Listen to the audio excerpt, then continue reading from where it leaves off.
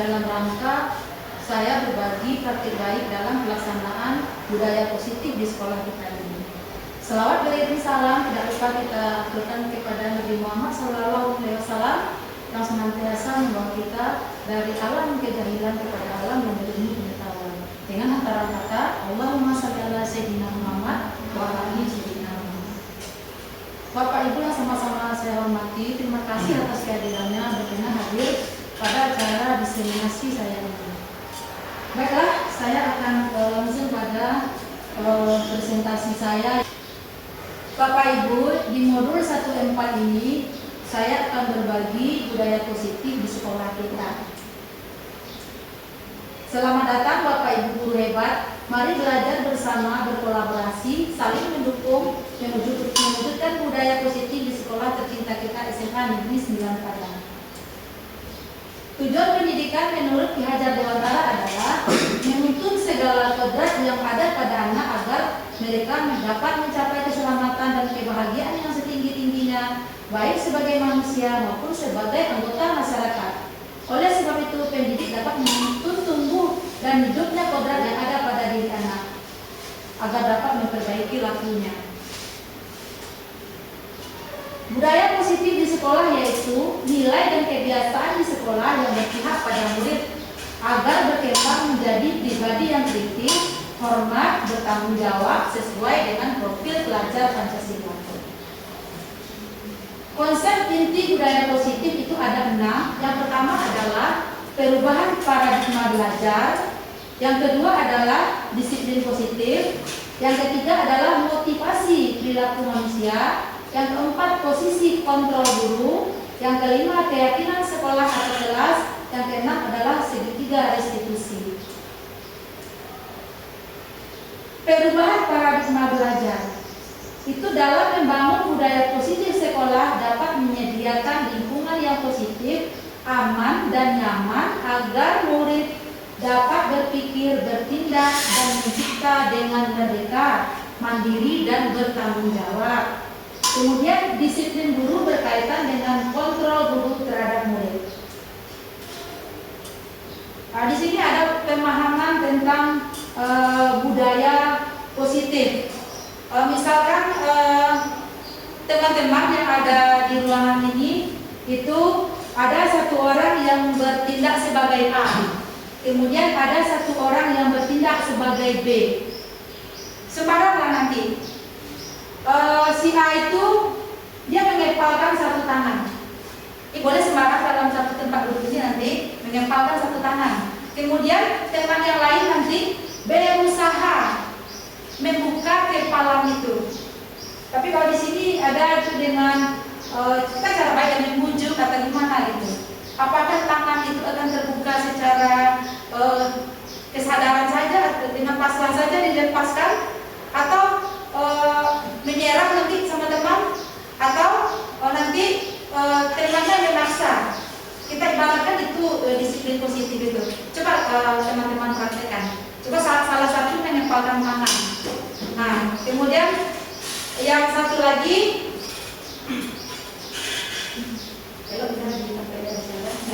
nah, satu orang menempelkan tangan. Ayo saling berhadapan. Nah, kemudian seolah-olah ada rahasia besar di dalam itu yang mau diungkapkan. Nah, coba dengan apapun bisakah? Bisakah coba yang menyepalkan memperjuangkan sekuat tenaga agar jangan terbuka. Kemudian yang temannya berusaha membukanya. Bagaimana? Apakah segampang itu kita bisa membuka kepala tangan teman kita? Kira-kira itu pemahaman tentang apa? Ada anak teman-teman yang bisa jawab? Kepala tangan itu diibaratkan apa? Posisi kontrol kita sebagai pendidik terhadap. Posisi kontrol kita. Jadi bisakah kita mengontrol orang lain? Bisakah orang lain mengontrol kita? Tidak. Tidak. Berarti dalam disiplin positif, siapa yang mengontrol siapa? Mengontrol diri sendiri. Begitu. Itulah disiplin positif itu, tanpa paksaan, tanpa tekanan, tanpa intimidasi, apalagi menawari dengan uang supaya tangannya bisa dibuka. Oke, terima kasih teman-teman. Sekarang kita lanjut next. Perubahan paradigma teori kontrol oleh Dr. William Glasser. Itu disebut juga dengan teori ilusi. Itu ada ilusi guru mengontrol murid, ilusi tak mungkin guru mengontrol murid, ilusi bahwa semua penguatan efektif dan bermanfaat. Semua penguatan yang diberikan kepada murid itu akan efektif dan bermanfaat. Ilusi. Kemudian ilusi bahwa kritik akan membuat orang merasa bersalah dan dapat menguatkan karakter. Justru kritik itu bisa menjatuhkan seseorang, tidak memberi dia motivasi. Kemudian ilusi bahwa orang dewasa memiliki hak untuk memaksa. Itu tidak mungkin. Jadi kalau kita dewasa jangan memaksa siapapun. Apalagi kita seorang guru yang sudah dewasa, tidak mungkin memaksa anak kita. Next, lanjut. Apa makna disiplin? Disiplin itu berasal dari kata disiplina yang artinya belajar. Disiplin diri membuat orang menggali potensinya menuju sebuah tujuan. Apa yang dihargai dalam budaya kita, maka disiplin menjadi sesuatu yang dilakukan seseorang pada orang lain untuk mendapatkan kepatuhan.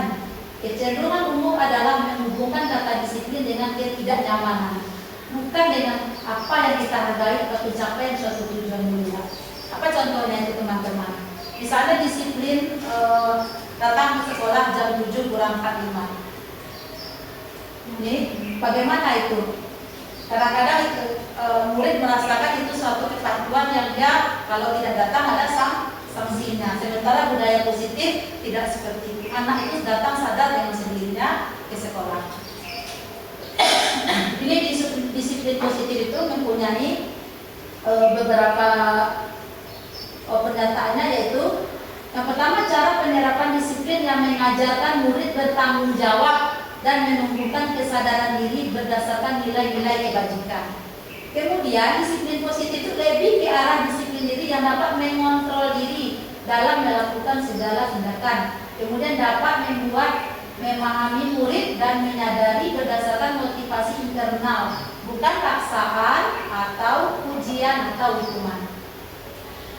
Lanjut, ini menurut William Glasser, seluruh tindakan manusia itu memiliki tujuan tertentu, yaitu untuk memenuhi kebutuhan dasar hidupnya.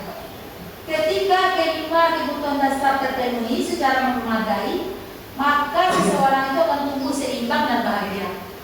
Tetapi jika kebutuhan dasar tidak terpenuhi dengan baik, maka seseorang akan mengalami emosi negatif seperti bosan, sedih, dan kecewa. Bahkan mereka bisa melakukan perbuatan yang bertentangan dengan nilai-nilai kebajikan atau melanggar peraturan. Bahkan perilaku buruk itu direspon dari tidak terpenuhinya kebutuhan dasar oleh seseorang atau oleh murid kita. Tapi dia tidak tahu bagaimana cara menyampaikannya. Ini ada 5 kebutuhan dasar manusia. Itu ada bertahan hidup, survival, kemudian ada kebebasan, free, kemudian ada penguasaan, kemudian ada kesenangan, ada kasih sayang. Kalau kelima kebutuhan dasar manusia ini terpenuhi, maka manusia itu akan berbuat baik, tidak akan melakukan hal-hal yang menyimpang. Demikian juga murid-murid kita. Jadi teman-teman, kalau di kelas ada murid yang misalnya suka mengambil punya temannya pena temanya, berarti apa yang dia kurang itu? Kebutuhan dasar apa yang dia penuhi? Nah, barangkali dia mungkin senang melihat temannya nangis mungkin, atau barangkali dia merasa dirinya sebagai penguasa. Kemudian mungkin dengan kebebasan, dia merasa bebas berbuat apa-apa kepada orang lain. Atau mungkin tidak, kalau bertahan hidup tidak mungkin hanya dengan pena dia bisa bertahan hidup. Atau mungkin karena dia butuh kasih sayang, diambil teman-temannya supaya temannya memperhatikan. Kemudian kita lanjut di sini ada kasus ini teman-teman. Mari kita diskusikan ya. Ini kuliah guru kelas 10 di SMA 9 Padang sedang bingung menghadapi ulah satu tema di kelas yang bernama Farel. Beberapa murid telah datang dan mengeluhkan Farel yang sering meminta bekal makan siang dengan paksa. Jika teman-teman menghadapi situasi seperti kuliah, apa yang teman-teman lakukan?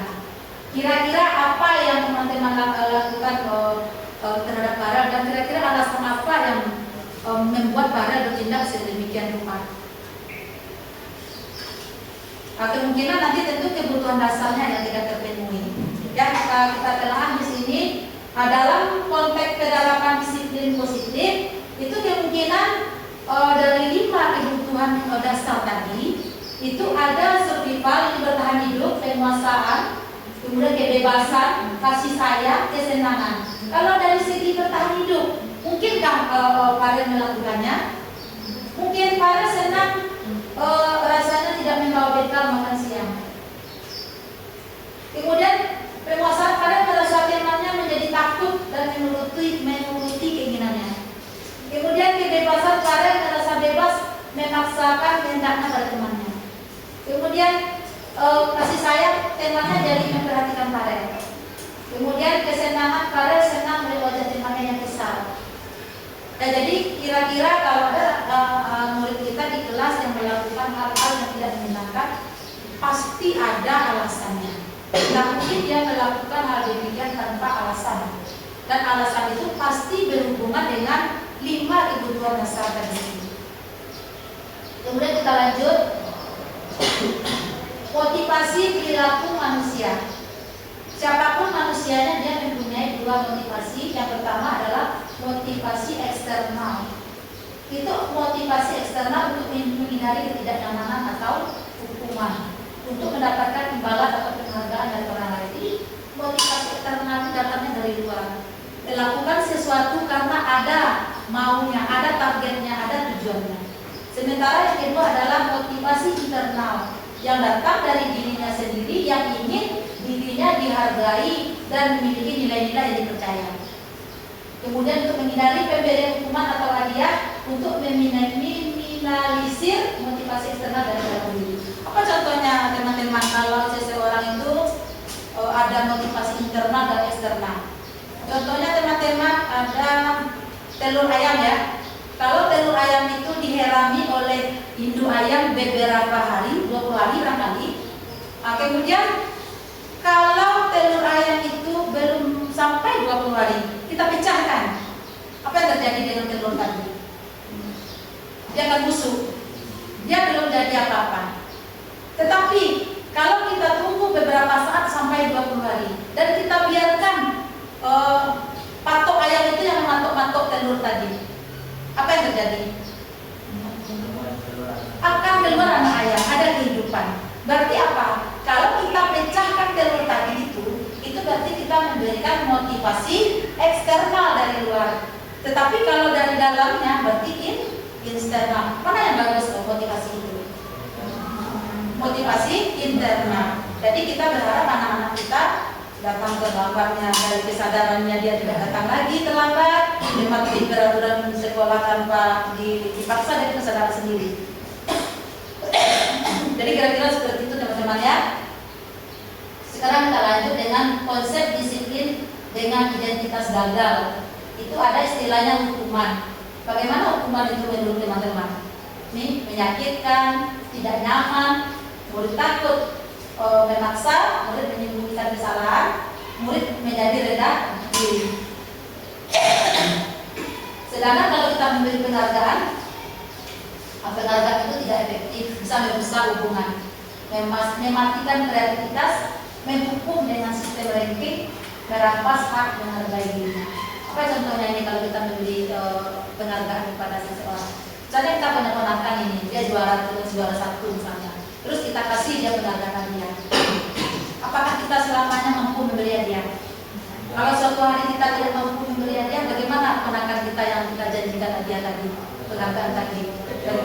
Maka mereka akan kecewa. Tetapi dengan kesadaran dia sendiri, dia belajar, kemudian dia memperoleh prestasi. Ya kan? Kemudian tanpa kita iming-iming penghargaan, maka prestasinya akan berlanjut. Begitu kan teman-teman? Tapi kalau kita kasih kita kasih penghargaan, maka dia akan bergantung kepada penghargaan yang kita berikan. Dan lanjut nih, ada konsep disiplin dengan identitas sukses. Yang tadi gagal ya teman-teman, yang 2 tadi gagal. Apa yang gagal tadi? Hukuman dan penghargaan. Sementara yang sukses itu adalah konsekuensi dan restitusi. Apa itu konsekuensi? Penguatan jangka pendek yang perlu monitoring berkelanjutan, memberikan stimulus respon, murid menghormati peraturan, kehilangan waktu, mengurangi kesalahan. Sementara restitusi, murid bertanggung jawab atas perilakunya, fokus pada pemecahan masalah jangka panjang. Murid menghormati dirinya dan orang lain. Ada teori kontrol, murid bersemangat dalam memperbaiki kesalahannya. Kalau itu restitusi, tapi kalau hukuman kita lakukan, maka murid nanti akan patah semangatnya. Lanjut, ini apa pengertian restitusi? Restitusi itu menciptakan kondisi bagi murid untuk memperbaiki kesalahan mereka sehingga mereka bisa kembali pada kelompok mereka dengan karakter yang lebih kuat. Apa ciri-ciri restitusi? Bukan menebus kesalahan namun belajar dari kesalahan. Kemudian memperbaiki hubungan, tawaran bukan paksaan. Kemudian menuntun untuk melihat ke dalam diri, mencari kebutuhan dasar yang mendasari tindakan, fokus pada karakter bukan tindakan. Ini kita lihat ini ada 5 posisi kontrol guru. Ini yang pertama itu penghukum, pembuat rasa bersalah, sebagai teman, pemantau, dan manajer. Nanti teman-teman apa-apa saja yang posisi kontrol yang 5 ini, kalimat-kalimat yang dilontarkan oleh guru, nanti teman-teman bisa merasakan, oh saya di posisi kontrol mana. Coba teman-teman lihat di sini 5 posisi kontrol itu oleh orang tua atau guru. Coba sebagai penghukum. Nah, kalau sebagai penghukum apa yang diucapkan oleh guru atau orang tua itu? Di sini patuhi aturan saya atau awas. Jadi kalau teman-teman begitu sama anak atau sama murid di dalam kelas, berarti posisi teman-teman adalah sebagai penghukum. Itu tidak boleh. Kamu selalu saja salah. Nah, itu juga anak akan merasa sebagai orang yang bersalah nanti. Kemudian pasti selalu yang terakhir selesai. Ini bisa dalam ujian. Kalau pasal kita apa tuh? Angka mana gitu. Kita tidak boleh menghukum anak ya. Kemudian pembuat rasa bersalah. Ibu sangat kecewa sekali dengan kamu. Kemudian berapa kali bapak harus memberitahu kamu ya. Nah, kalau kalimat-kalimat seperti itu kita berikan kepada anak sebagai posisi kontrol, maka kita sudah memposisikan diri kita sebagai pembuat rasa bersalah. Kemudian posisi teman. Nih, ayo jadi bapak. Apa yang tidak bapak bantu kamu selama ini? Jadi kalau sama murid, bolehkah kita seperti itu? Tidak boleh. Jadi kalau sebagai teman ini nanti, kalau kita tidak melayani kebutuhan dia, maka murid kita akan menganggap kita bukan temannya lagi. Nah, sedangkan di pemantau, kalau kita sebagai posisi pemantau, apa yang kita lakukan kepada murid kita? Apa yang kita ucapkan? Apa yang telah kamu lakukan? Sanksi atau apa konsekuensinya? Berarti kita sebagai pemantau. Kemudian kalau sebagai manajer, apakah kamu meyakininya? Kemudian apa rencana kamu untuk memperbaiki hal ini? Nah, dari 5 posisi kontrol ini, sebagai guru mana kita yang dibolehkan? Antara dua ini lah, pemantau dan manajer. Jangan sekali-kali menganggap sebagai penghukum atau pembuat rasa bersalah. Jadi kalau sebagai pemantau, misalnya mengatakan begini, ibu tahu atau bapak tahu kamu melakukan kesalahan ini, kamu terlambat mengerjakan tugas, atau ibu tahu atau bapak tahu kamu main HP dalam kelas, tapi kamu pasti punya alasan untuk itu. Nah, coba bandingkan kalau kata-kata ini yang kita lontarkan kepada anak. Awak aja lah yang main HP, kata awak ini awak aja lah. Apa kira-kira? Apa perasaan anak? Ya, nah, jadi kita kalau dapat sebagai manajer gitu. Tapi dari manajer langsung tidak mungkin, karena dari 5 posisi kontrol ini semuanya berproses. Mungkin saya dulu sering ini penghukum ini, sering berbuat rasa bersalah, mungkin semuanya pernah kita lakukan. Tapi seiring waktu dengan adanya budaya disiplin positif, kita berubah ke arah yang lebih baik. Jangan sampai anak-anak kita yang kata Ki Hajar Dewantara pembelajaran itu menuntun bukan menuntut murid, tapi menuntun bagaimana anak itu memberikan pembelajaran yang menyenangkan, artinya senang. Oke teman-teman, sekarang kita lanjut ke posisi kontrol yang ideal itu seperti yang saya sampaikan tadi adalah posisi kontrol manajer ya, manajer. Kita sebagai guru berposisi sebagai manajer, kemudian guru berbuat sesuatu bersama murid, jadi sesuatu itu bersama murid. Berarti kalau di dalam kelas apa yang kita lakukan?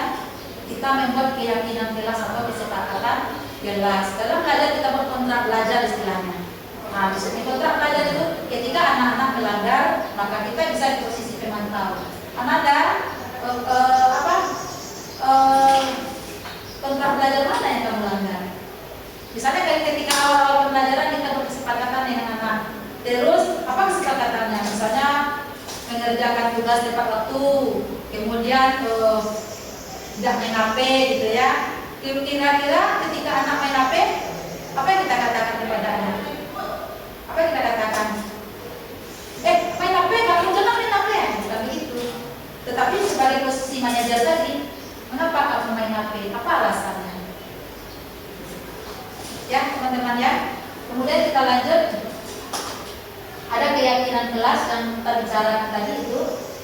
Keyakinan guru berperan dalam terbentuknya keyakinan sekolah atau kelas dengan adanya kesepakatan bersama. Kalau keyakinan kelas dengan kesepakatan bersama ini kita terapkan di kelas yang kita ajar. Kalau anak-anak melakukan kesalahan, pasti anak-anak tidak akan merasa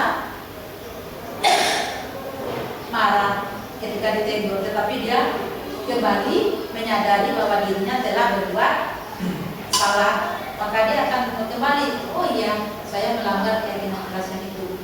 Oke teman-teman, kemudian kita lanjut dengan keyakinan kelas itu bersifat universal yang mudah diingat dan dengan kalimat positif. Apa contoh kalimat positif teman-teman? Kalau kalimat negatif misalnya tidak boleh main HP atau tidak boleh main contek, itu kalimat negatif. Tapi kalau dalam pembelajaran kita menggunakan kalimat positif apa? Kamu pasti bisa. Apakah kalimat-kalimat yang tidak percaya diri? Kamu percaya diri, kamu pasti bisa. Ya, oke teman-teman ya. Jadi sebagai guru kita jangan sekali-kali memposisikan diri kita sebagai posisi pendukung, pembuat rasa bersalah. Nah, kalau kita lakukan itu, ya jawab aku bawa lah ya. Jawab aku bawa saya masalah tadi. Kata-kata kita bahasa mana? Kamu lagi. Ya, jadi tidak boleh. Kita lanjut. Ada segitiga restitusi dalam penyelesaian masalah. Itu dimulai dari sini menstabilkan identitas, kemudian validasi tindakan yang salah, kemudian menanyakan keyakinan. Menstabilkan identitas ini apa contohnya teman-teman? Ya seperti yang kita gunakan pada kontrol pemantau tadi. Misalnya dia tidur dalam belajar misalnya, terus kita sebagai guru kita mendekati dia, terus apa yang kita lakukan? Kenapa kamu tidur? Apa yang kamu lakukan semalam atau kemarin? Jadi tidak boleh kamu lagi, ya tidak boleh. Jangan digitukan anak kita. Kemudian validasi tindakan yang salah. Kira-kira apa kita ucapkan? Oh, Bapak juga pernah tidur loh, gitu. Bapak waktu belajar juga pernah tidur loh. Semua orang pernah berbuat salah gitu. Nah, semua orang pasti berbuat salah lagi. Tapi jangan menantang tidur di dalam kelasnya itu, nggak boleh. Pokoknya kira-kira apa yang bagus kok, yang validasi tindakan yang salahnya apa kata-kata yang bagus kira-kira? Kalau ada yang tidak mengerjakan tugas di waktu, kira-kira apa? Di sini menstabilkan identitas. Misalnya ada anak yang mengumpulkan tugas tidak tepat waktu. Sebagai guru yang di posisi manajer atau di posisi pemantau, apa yang kita ucapkan teman-teman kepada anak? Ini anak kita ini mengerjakan tugas tidak tepat waktu. Apa yang kita lakukan kalau kita berposisi sebagai pemantau atau manajer? Apa kita katakan?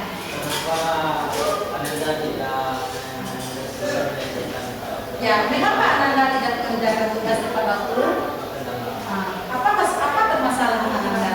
Kira-kira apa alasan mengerjakan tugas sendiri tidak tepat waktu.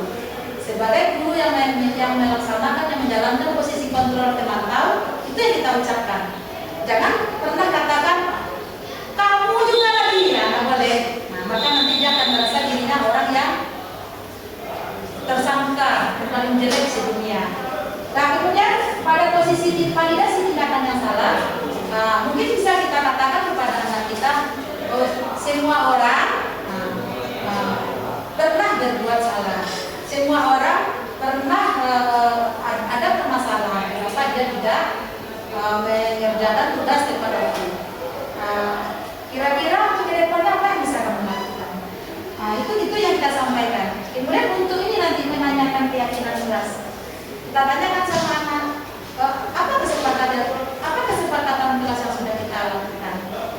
Oh iya Pak, iya Bapak, atau iya Bu, kata anak-anak. Kontrak belajar kita atau keyakinan kelas kita harus mengumpulkan tugas tepat waktu. Jadi ketika dia tidak melakukan pengumpulan tugas tepat waktu, dia merasa oh iya, saya ada kontrak belajar harus mengumpulkan tugas tepat waktu. Tapi ketika kita marah-marah, kita hati-hati, dia tidak ingat lagi keyakinan kelasnya sudah dia. Jadi dia teman-teman ya. Ini tujuan dari segitiga restitusi ini adalah mewujudkan murid yang bertanggung jawab dan mandiri.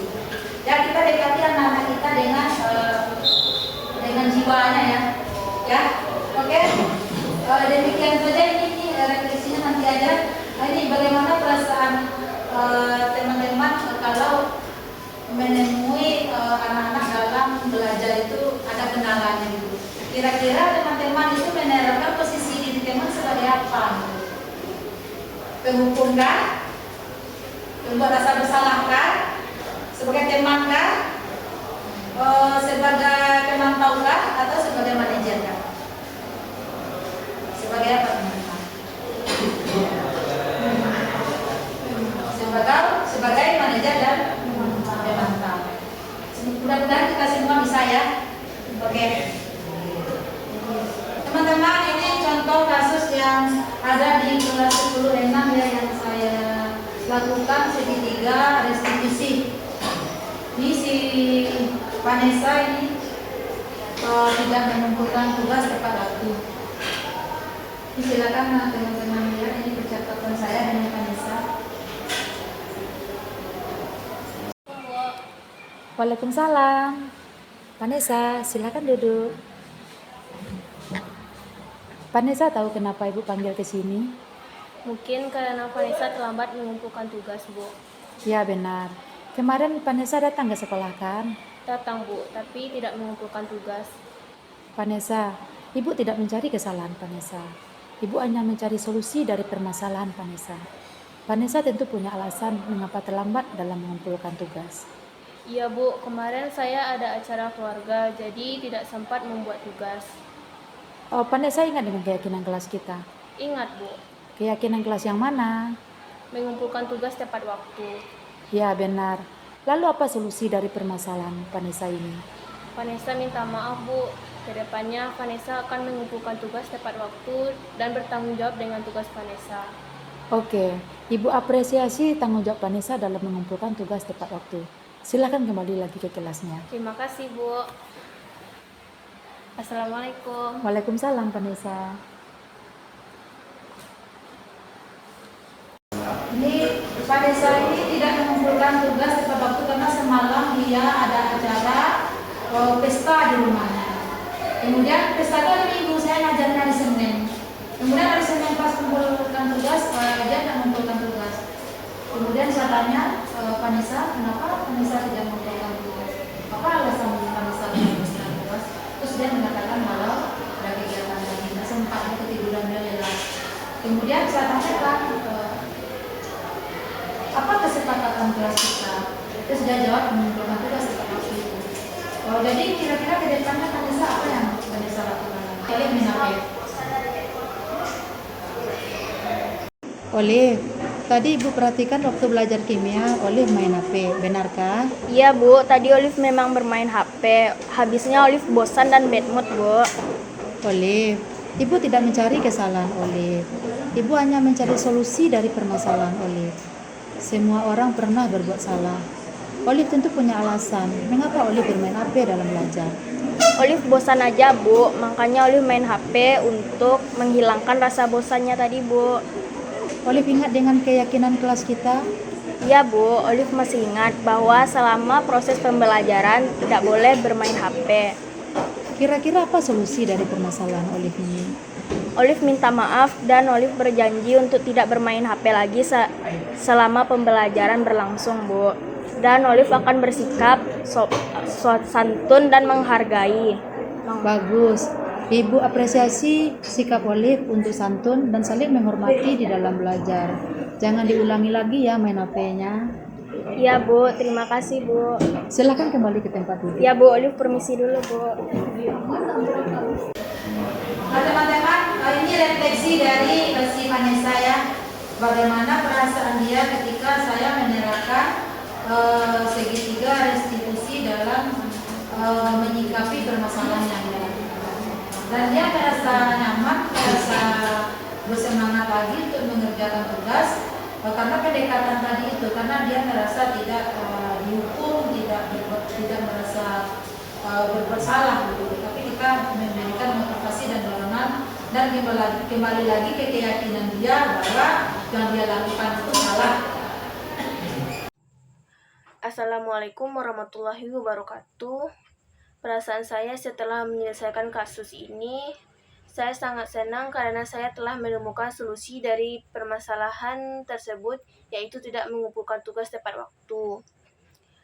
Permasalahan ini mengajarkan saya untuk bertanggung jawab kepada tugas yang telah diberikan oleh guru, karena tugas ini ialah kewajiban kita sebagai seorang siswa untuk mengerjakannya. Assalamualaikum warahmatullahi wabarakatuh. Kemudian ini umpan balik dari Olive. Assalamualaikum warahmatullahi wabarakatuh. Perkenalkan, nama saya Olivia Maya Hadika dari kelas 10 E4. Dari kesalahan saya tersebut, saya menyadari bahwa kita harus mematuhi keyakinan kelas yang sudah kita sepakati dan tidak boleh melanggarnya.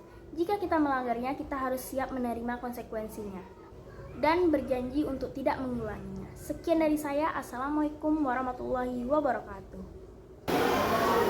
Nah, teman-teman, ini ada dua kasus yang sedang saya terapkan semoga bermanfaat teman-teman di dalam teman-teman mengatasi permasalahan yang ada di kelas teman-teman. Kita sepakat ya bahwa kita tidak menjadikan anak lagi sebagai penghukum, sebagai pembuat rasa bersalah atau teman, tetapi kita memposisikan diri kita sebagai pemantau atau sebagai manajer, sehingga anak-anak kita optimis di dalam mencapai cita-citanya. Terima kasih atas waktu dan kesempatannya. Semoga apa yang saya bagikan kepada teman-teman ini bermanfaat. Saya akhiri dengan ucapan Assalamualaikum warahmatullahi wabarakatuh.